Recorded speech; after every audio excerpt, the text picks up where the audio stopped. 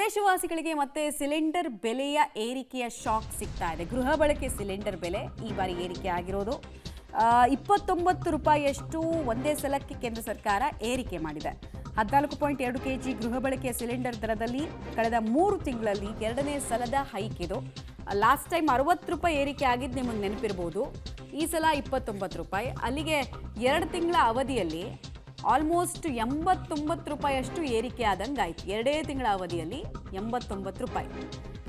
ಈಗ ನೋಡಿ, ಗೃಹ ಬಳಕೆ ಸದ್ಯದ ದರ ಎಷ್ಟು ಅಂತ ಕೇಳಿದ್ರೆ 944 ರೂಪಾಯಿ.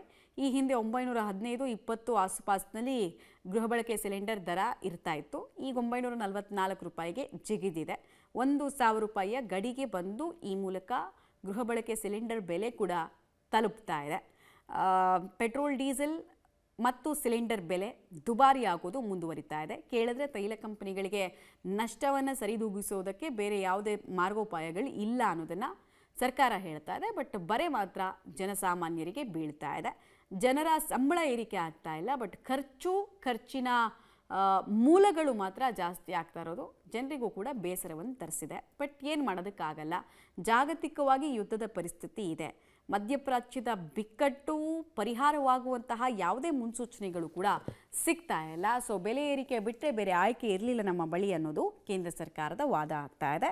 ಒಂದ್ಸಲ ಮಾರ್ಚ್ನಲ್ಲಿ 60 ರೂಪಾಯಿ ಏರಿಕೆ ಆಗಿತ್ತು.